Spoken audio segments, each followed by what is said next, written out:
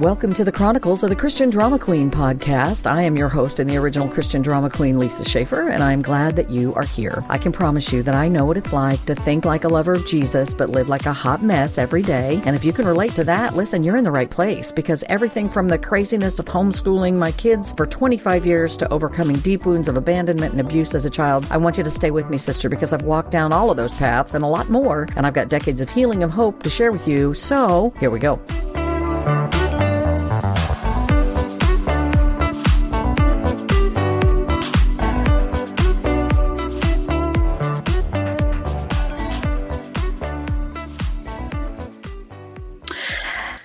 First of all, before we even get started today, thank you for being here. I've got many of you who are just listening for the first time, and welcome, welcome. So this is one of those days, I say in the intro that I am a lover of Jesus, but I tend to live like a hot mess all the time. And so today I'm going to tell you about a little bit of a hot mess issue. Let's just say, hypothetically speaking, you, like me, live in a small town. Everyone knows, it's just like the old Cheers song, you want to go where everybody knows your name. Well, in my county, everybody does know your name. Everybody knows your name. And so sometimes, things happen to us in a small town that you might be able to get by with in the big city, but you really can't get by with them in a small town. And here's the reason why. In a big city, if you get a wrong order at a fast food restaurant and you drive through, get your food and go home and realize it's wrong, and you drive back and you want them to fix it and you throw a great big fit, nobody in the restaurant probably knows you're a Christian. They probably don't know your name, don't know where you live, don't know the business that you operate. They don't know if you're operating a Christian ministry like my Bible study. They don't know that stuff. And so you might think you can get by with it in a big city, having a meltdown in public. Not so in a small town.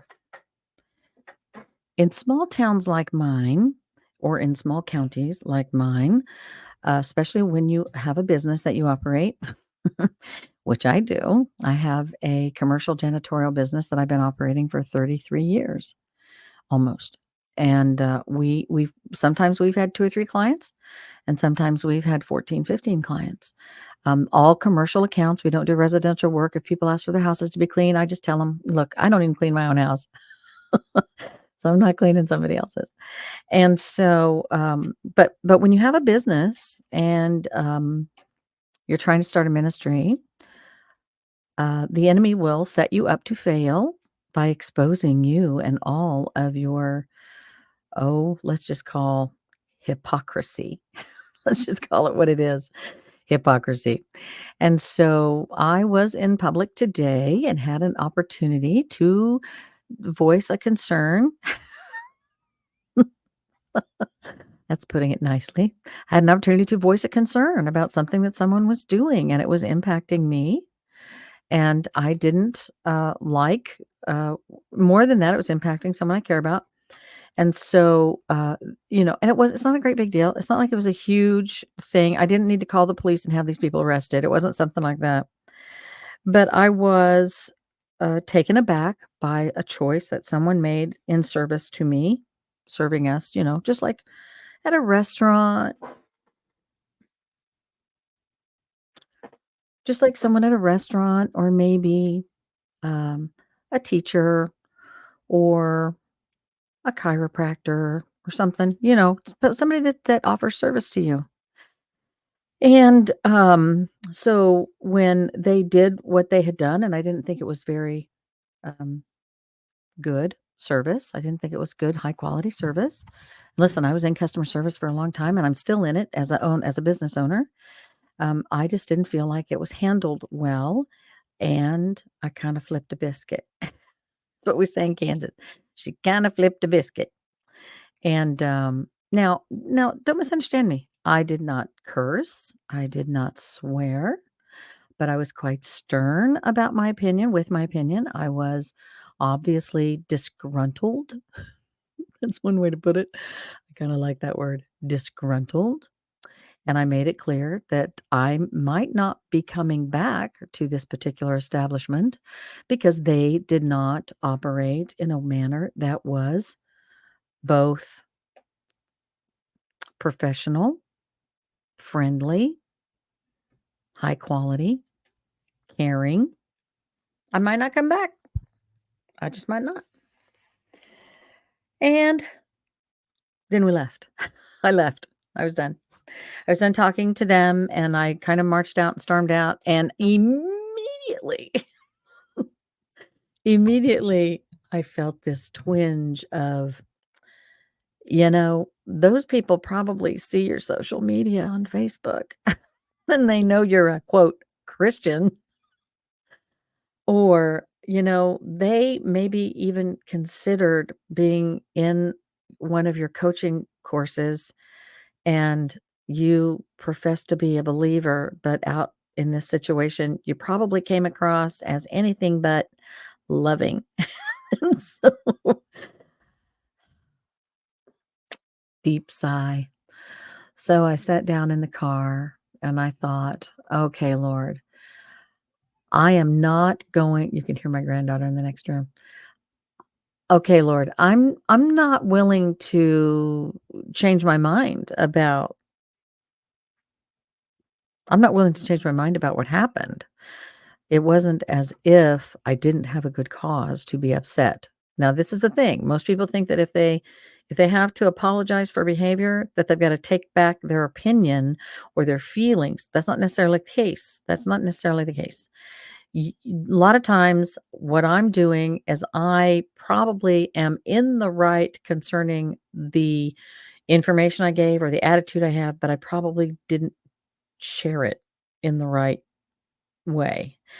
And so I had to spend some time making amends and addressing the haters, those people that were probably upset with me. So, it hadn't been but maybe an hour or 2, and I got on the phone, and I called one of the 2 people, and I said, "Listen," and I always this is always step 1, always start with appreciation.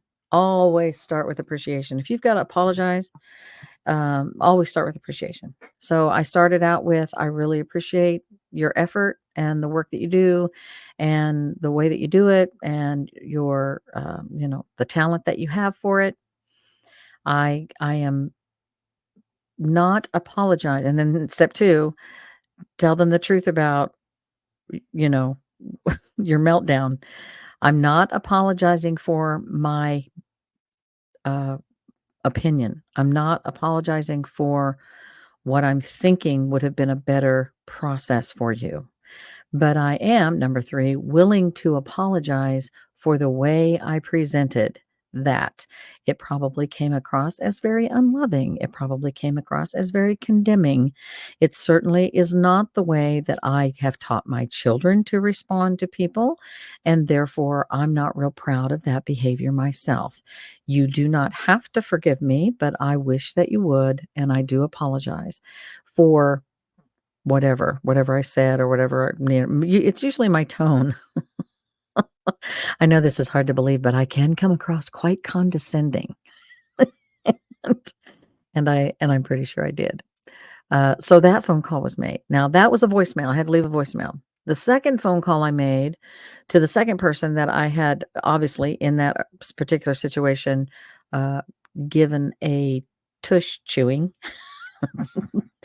um, I actually got to speak to them, and I said to them, "Number 1, I appreciate what you do, and I want you to know I appreciate what you do. I want you to know I know it's not easy to work with people like me, or I know it's not easy to serve people like me. So I want you to know that you're appreciated.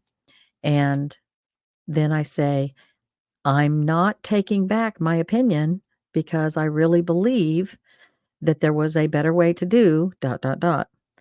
However, number 3, so that was number 2. Number 3, however, I do want to apologize for the condemning and condescending way I presented my opinion to you, and I could have done that in a far more loving manner. Obviously, you don't have to forgive me, but I wish that you would, and I apologize. So that's kind of my guide. And he was very gracious, and he said, "Absolutely. I completely understand why you felt the way you felt. I understand how that happened." And then I said, "Do you mind if I make a recommendation on how to avoid this in the future?" And he was like, "Sure." And I did. Of course, I told him I've had years and years of experience in customer service. So I said, "Here's my opinion." And so I gave him my ideas. And now whether or not you guys put that into practice or not is that's fine. But obviously there was a disconnect in what was going on in your place of business, and my family or I was impacted by your lack of diligence to have a policy in place to address these issues.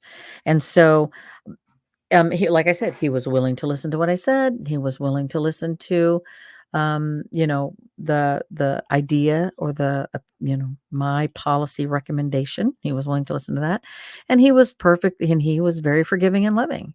And I left that situation feeling like, okay, if I were in a big city, if I were living in Wichita like I used to, I could get by with that, and nobody would even know, and nobody would probably care.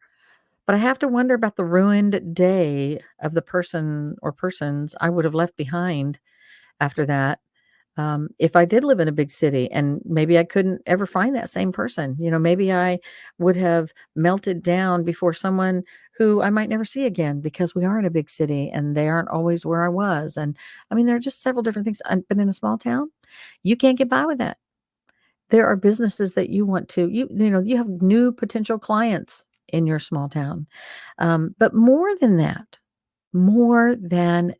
big city, small town, big county, small county, doesn't really matter. Here's the important part.